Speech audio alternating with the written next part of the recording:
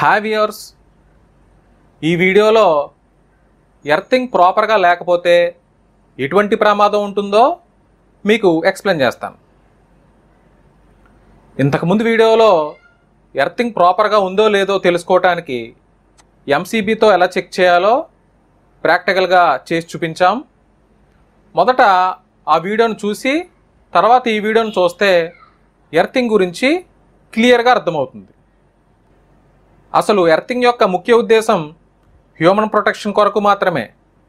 అంతే తప్ప మనం ఉపయోగించే గేజర్, ఏసీ, ఫ్రిడ్జ్ ఇటువంటి అప్లయన్సెస్తో పాటు మోటార్, మిషనరీ మొదలైనవి ఏవైనా సరే ఎర్తింగ్ లేకపోయినా అవి నార్మల్గానే పనిచేస్తాయి.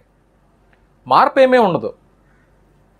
కొన్ని ప్రత్యేకమైన సిస్టమ్స్కి, అంటే ఇండస్ట్రీస్లో సాఫ్ట్వేర్ ప్రోగ్రామ్తో పనిచేసే ఎక్విప్మెంట్స్కి, కమ్యూనికేషన్ సిస్టమ్ మొదలైన వాటికి మాత్రమే ఎర్తింగ్ తప్పనిసరిగా ఉండాలి.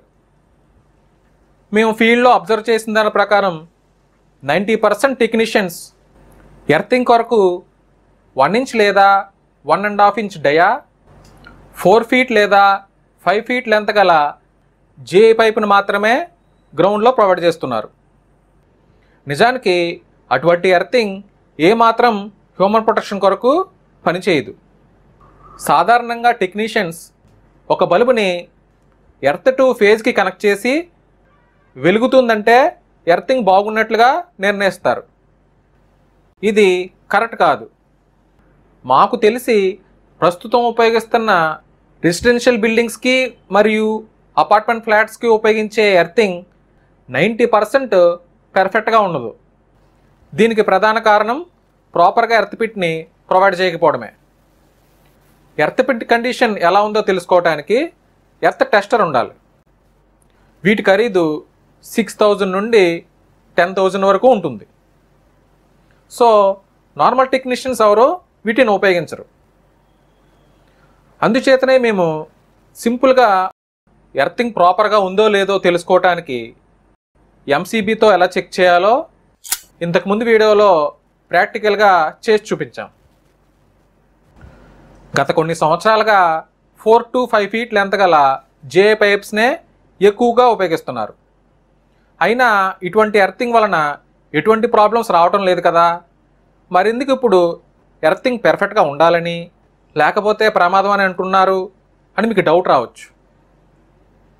ఎందుకంటే మనం ఉపయోగిస్తున్న గేజర్, ఫ్రిడ్జ్, వాషింగ్ మిషన్ మొదలైన అప్లయన్సెస్లో వాటి యొక్క ఏజింగ్ని బట్టి బాడీకి లీకేజ్ కరెంట్ మాత్రమే ఉంటుంది.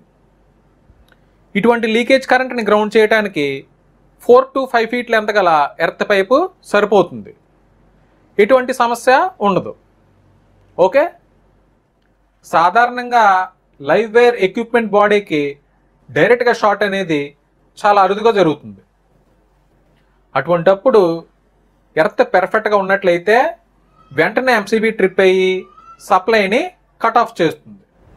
అటువంటి ప్రమాదమైన సమయంలో కూడా మనం సేఫ్గా ఉండొచ్చు. లేనట్లయితే సప్లై వచ్చిన అప్లయన్సెస్ని పట్టుకుంటే షాక్ కొడుతుంది. ఈ షాక్ యొక్క తీవ్రత మనం నిలబడిన ఏరియాపై ఆధారపడి ఉంటుంది.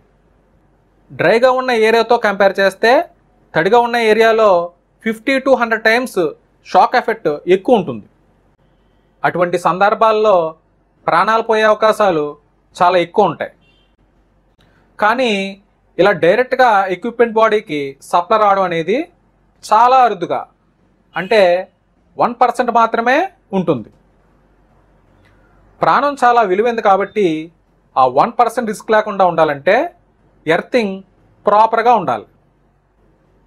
ఈ వీడియో చూసిన తర్వాతైనా ఎర్త్ పిట్ స్టేటస్ ఎలా ఉందో చెక్ చేసుకోండి. ఓకే, సో ఇది ఈరోజు టాపిక్. మరొక ఇంట్రెస్టింగ్ టాపిక్తో నెక్స్ట్ వీడియోలో కలుద్దాం. This is Girish signing off.